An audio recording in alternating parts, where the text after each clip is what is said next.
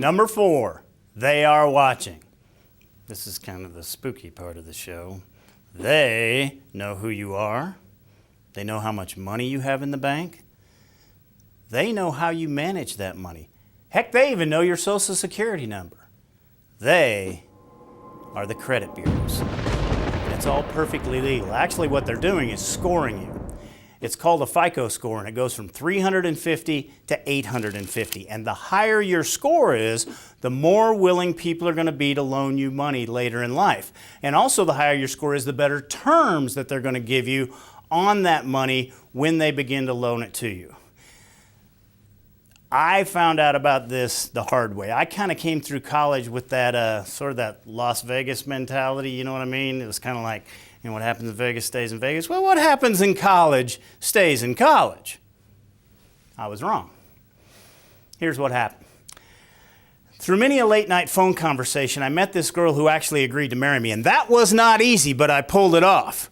All right? Now, when you decide to get married, one of the first things that you do is you say, well, where are we going to live? Well, let's buy us a house. Good financial decision. So we go looking at houses. We knew how much I made. We looked at houses in our price range. We made an offer on the house. You know what? They accepted the offer. This is all storybook stuff, guys, you know. Everything was going right according to plan up until the point where we went to the bank. So we sit down with the banker guy, and he's all happy, hugs and hugs, and it was just wonderful. We filled out some papers. And then the banker dude got up and he walked to the back. And when he came back from the back, everything had changed. And he looked me straight in the eye and he said, Mr. Burnett, we're not going to be able to loan you the money to buy that house. You have bad credit. And I was shocked. And I said, what are you talking about? And he said to me, 6 years ago. Well, when he said that, I kind of knew what he was talking about, because 6 years prior to that, I was in college. He said, 6 years ago, you were late on an electric bill payment and you went into default on a student loan. And it was true. I mean, I can explain it, but it was true. I mean, the electric bill thing, there was 4 of us living in one house. Somebody had to get the electricity switched over. I had a free period. I went down to the electric company, had it switched into my name. Summer came around. We all had some cool stuff going on that summer, so we all just kind of left. I forgot to go back to the electric company. Bills kept coming to the house. Nobody was there to pay it. Went more than 90 days past due. It went on my credit. The student loan thing, that was a little different. I was doing what's called consolidating your student loans, which is where you take a bunch of loans and put them together so you only have to make one payment. And I knew that during that time you had to keep all your individual loans current, but I knew that the consolidation was only going to go through in about 2 weeks. And I thought, you know, it's 2 weeks. Who's going to care about 2 weeks? They did. And they put me into default. So I'm sitting there with my fiance, who starts to cry. And I asked her about that later. I said, honey, you were crying because we weren't going to be able to buy the house, right? And she said, no, I was crying because it hit me that I was marrying a financial idiot. So I looked at the banker dude and I said, is there anything I can do?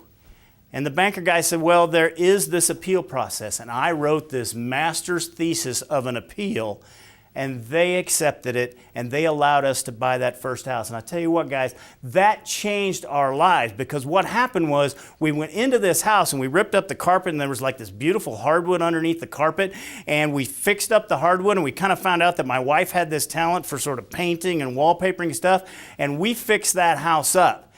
And when we fixed that house up, about 6 months later, I got a better job. And so we put the house on the market.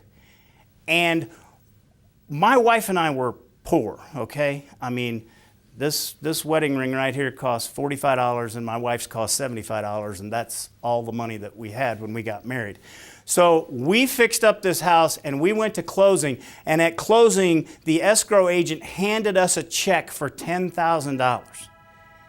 And when you've been poor and somebody hands you a check for $10,000, tax-free, light bulbs start to go off. And my wife and I said, wait a minute, you mean you can buy undervalued property, fix it up, and sell it with no tax liability? Yeah. And that's what we started doing. we started flipping houses. So we would buy undervalued property, fix it up, and you have lots of ups and downs in your financial life, okay? And every time we would have a financial dip, we always had a piece of property that we could sell. But if we'd have put our heads down and walked out of that bank and just went back to that apartment we were renting, it never would have happened.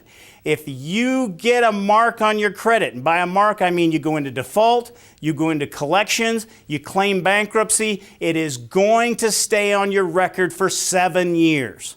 For 7 years, you're going to have to explain to somebody why you couldn't manage your money. Protect your credit report. It may not seem like much to you now, but it will be very important to you later in life.